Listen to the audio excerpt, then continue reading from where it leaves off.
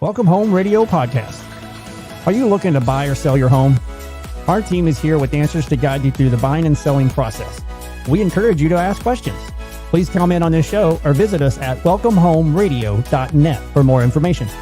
Bringing real estate, lending, and education together in one place, and to help you make the right home decision for you and your family.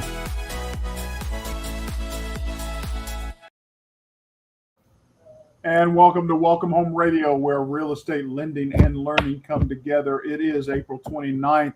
So excited about our show today, Clickbait. It's going to be hosted by our wonderful Tom Holmes. He's got this all situated for us, but it is amazing what clicking out there does to your phone, computer, laptop, iPad, all the information trying to be thrown at you. What are we actually seeing and what is true or false? So, Tom, take it away. Well, thank you so much. Really appreciate it. It's great to be here with my esteemed partners, Jeff and Blair. And talking about clickbait became a topic that we discussed a month ago or so, and said, what is the effect this is having on our market in the DFW area, in the Texas area, in the United States. And of course, when you get, and we just be clear, because some people may be of a generation, they may not have heard the term clickbait. We're talking about, myself included, of course. Very possible, very possible. But the reality of our phones and our information that comes to us through social media and everything else, what is that information based off of? Well, it's based off of typically some type of information where somebody's getting that across and they're trying to get you to read more. So the more intricate that information is, the more inviting that information is, the more you want to read more and be longer on that website or longer on that social media website, or doing more exploration with regards to the time you're spending on your electronic devices. And that's the ultimate goal of any company that is giving you information. They want you to stay there, whether that information is true or not. So you mean people will use sensationalism to make you stay on their website and view it? Well, I'm actually watching a documentary right now that involves our famous Australian gentleman that loves to create news and news channels, not just be part as far as providing news to the public, but to be the news himself. And the Murdoch family has been that way for now a huge piece of my lifetime, over half my lifetime. And the actual documentary goes back to the 60s when he first got in the business of buying papers. And so anything sensational that we can come up with, as far as Jeff's question just now, the more sensational it is, the more you will tend to stay with that and listen more and say. The thing about the media is that it's now driven in a fashion that makes you have to choose a side. Oh, that's true, or that's BS, or nobody's heard of that, or everybody's heard of that. Where have you lived in a cave? And of course, that goes back to my first houses that I lived in back when we did paintings on the walls, and people would buy the cave after us and say, well, we want to change this out, and we don't want all that information about you chasing down buffaloes on our walls anymore.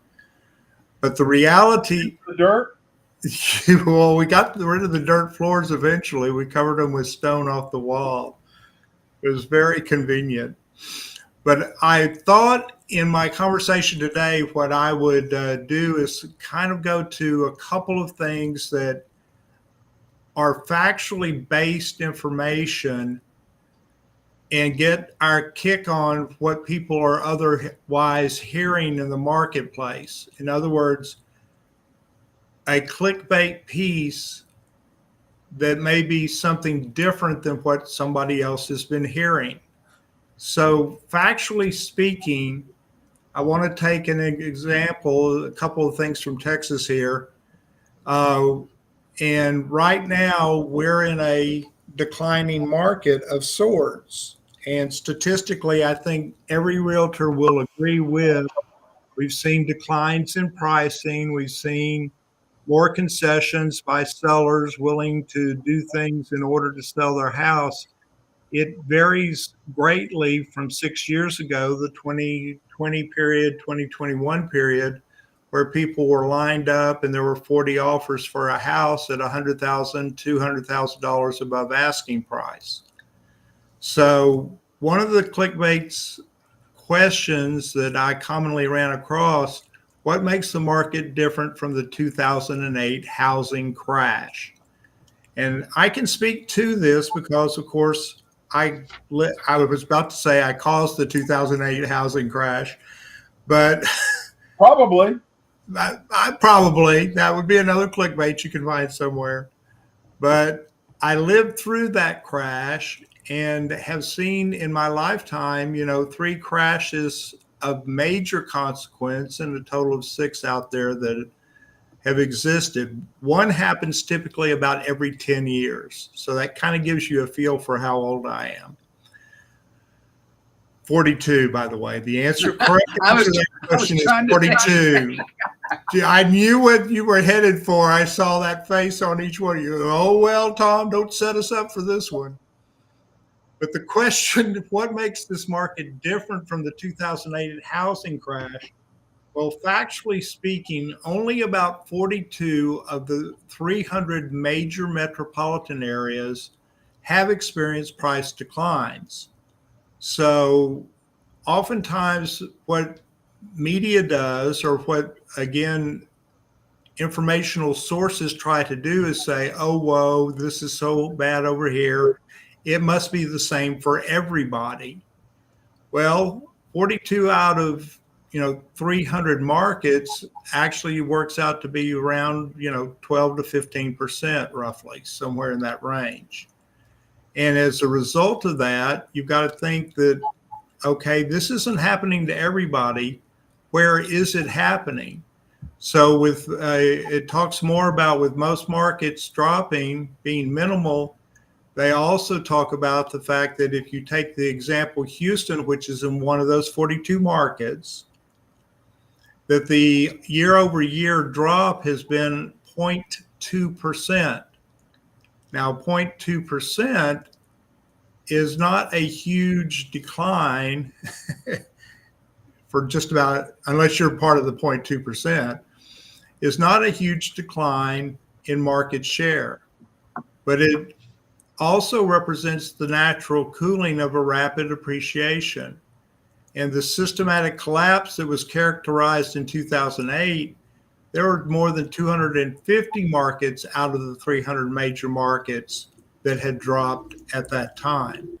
So just that piece of information itself, what I feel like is that one of the things that drives clickbait is fear and misinformation or disinformation. And there's a difference there. Misinformation being something that has been found to direct you in a direction that it can be found as truthful in parts, but not wholly truthful. And the disinformation is where you're lying to people. Can you give our audience an example or two? I've got one for you. Please, fire away. For example, there's one that you'll see on the headlines. You got to be careful what the headlines are, or even the sub, but it's, you won't believe what happens next. Yeah, they're getting you to stay on their website longer, just as you said already and talked about, Tom. That's what statements like that are doing. Or if you're seeing any kind of these short videos and things and says, do you believe this person was right in making this decision? They do not care what you think. All they're doing is getting you to and extend your time on there. And here's the thing I think that's really important about clickbaits and what's happening all the time. somebody said once, oh, well, I didn't give any of my personal information. I didn't put my credit card on there. I didn't do, well, guess what? They're not necessarily always wanting you to do that. Sometimes keep in mind right now in our industry, for example, we've talked about wire fraud. They may have your email for a year sometime, and all they're doing is kind of watching and seeing what you're doing. And anytime they see then you might be spending money or doing something, then they're taking that opportunity to jump in and try to pull a fraud or a scam. So it's not necessarily, well, I didn't give them my credit card number. That does not matter. That, I think that's one of the biggest thing of, and another you mentioned, as I jumped off there, but deal ends tonight. Only a few spots left. Those are the ones that always, we've talked about that emotional. What grabs you? Oh, there's only a few spots left. I want to get in on that. Simple trick will change your life forever. Those are some of the ones I was finding. I literally just pulled this up. 20 states with laws that allow squatters to claim your property. Oh God! I think I saw that. Really? It's right. I mean, boom. Just was looking. Just said, I'll see what's out here. It probably wouldn't have anything to say about adverse possession and any of the laws that are really laws in the states that are complicated and hard to allow. Just about every state will allow adverse possession because the real estate in the United States is based that way. Well, that is not the primary goal of clickbait. It is using headlines to create the curiosity that didn't give you any real information. Nothing. I mean, it gave you nothing. Oh, here's another one. There's another one. Top Gun 3 with Tom Cruise and Miles Teller. Oh, right. Okay. Now, I do want to admit, while I'm talking about things, and I did some research and reading, I'm not going to say I'm perfect. There's been an occasional, corporate. I'm a part of a national company. I've gotten an email that I clicked on, and they went, "Boom! You got to retake your phishing training because you just clicked on a bad email." So, while I can talk about it, I've also learned from experience. I will be honest with that. I love it. But it's really bad. It wasn't just last week. A broker friend of mine, and his father is starting to deal with dementia, but his mom called him on the phone saying, "You've got to get him off the phone. He's given them our personal information." And they finally were able, they only lost $18 because while they were on the phone with him, they started drafting money, and they pulled off one of the, hey, your account with, I don't want to say a bank name, that's not fair, but XYZ Bank has been compromised. We need to move your funds into this account to protect it and save it while we shut this down. And their email will have a number. It'll come by email or something, and they have the phone numbers. They have the things that make you go, wow, okay, this is real. But any of our banks tell us all the time, we're not going to call you like that. We're not going to shoot you an email asking you for that info. So, but those are the things that's it's just easy to fall into. They're good. Let's put it that way. That again is amazing. These crooks know what they're doing. My 94-year-old mother-in-law this last week ran into the same circumstance, and they knew that she banks with a certain bank, whether it's Bank of America or Fidelity or Chase or Wells or whatever it is. They knew that, and that's the kind of monitoring they're doing to figure out how do we get you back into these scams. So it's just, it bothers me to no end about how older folks, not me included, get to the situation where we want to click on that next click. And she did it by clicking on something in an email that came to her. I also had other things I did read what you just stated. That is something I read as well, in that all of a sudden on that email or that space you're looking at, there's a logo that really has nothing to do with what it's talking about. And you go, oh, what's that? Bang, got you. There's things like that happen. Yeah. So exactly. Have you ever had the experience where you look at something on your phone, but suddenly on Facebook it appears more and more, or you do on something on? I mean, does everybody understand that search engine optimization allows cross-platform preferences to be shared without your knowledge as well as without your approval?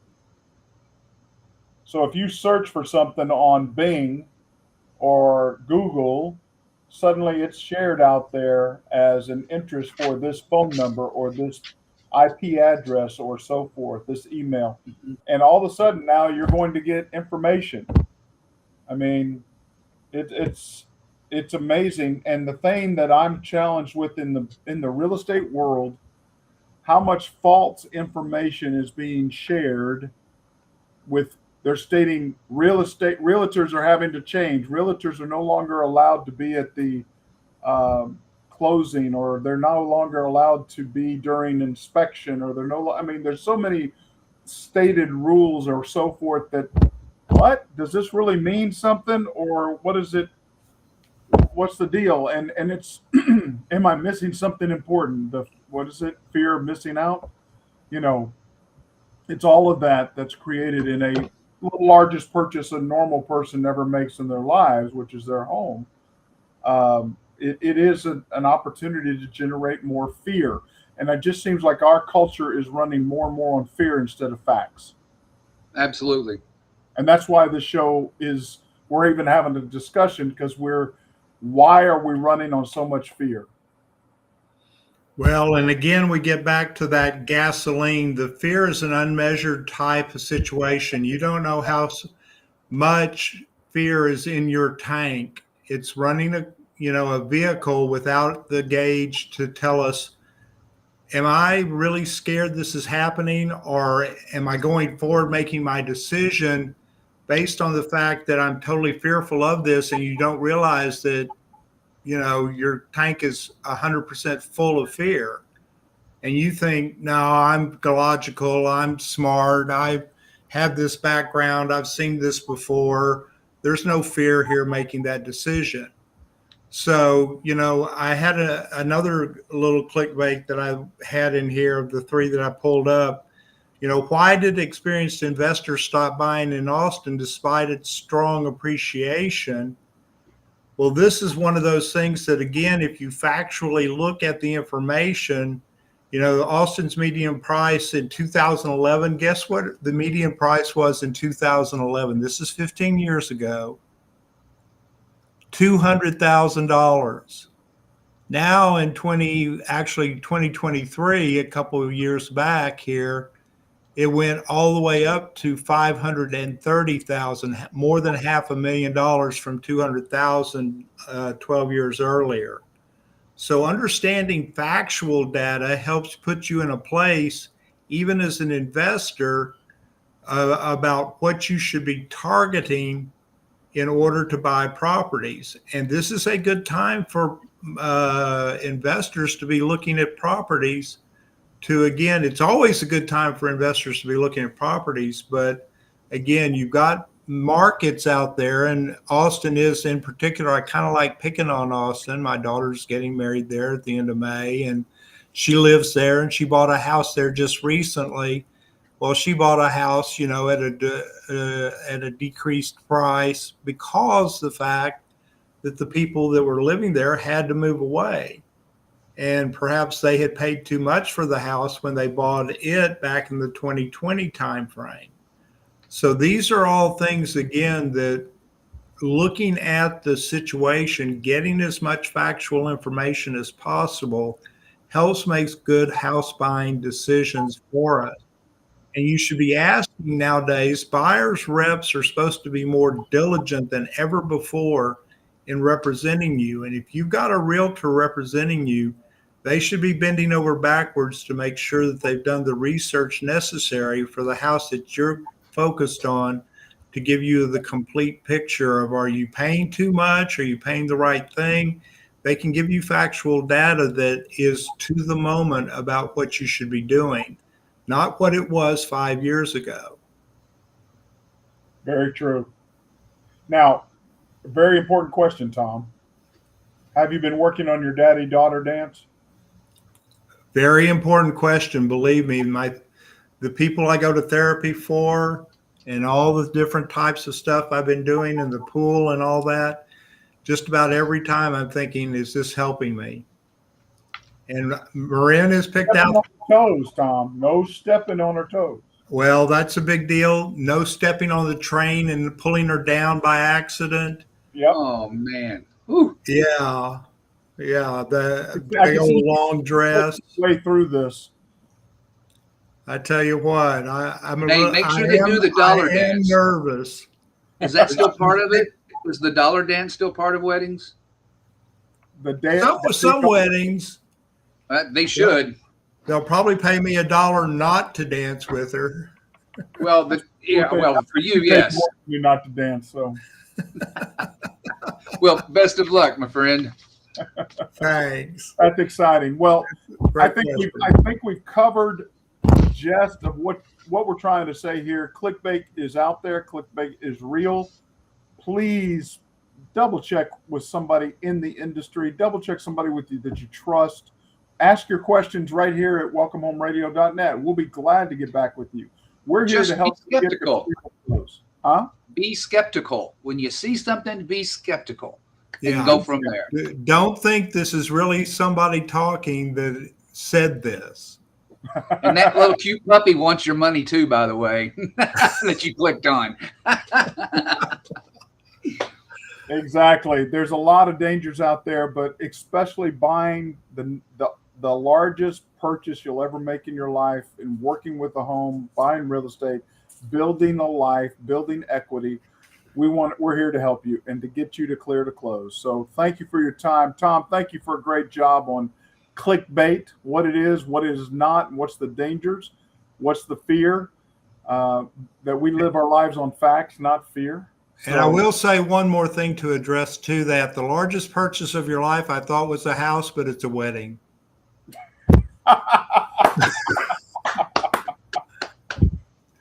There's nobody there's nobody giving me a loan for this puppy, by the way. I told all mine to go elope. So just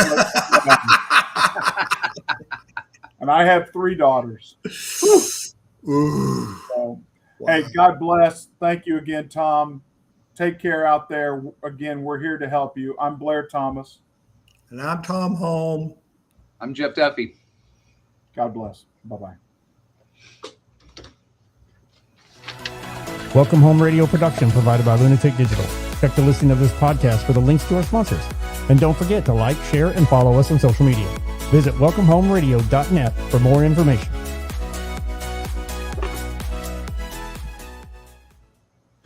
This was a Lunatic Digital production. Visit lunaticdigital.com for all your digital needs.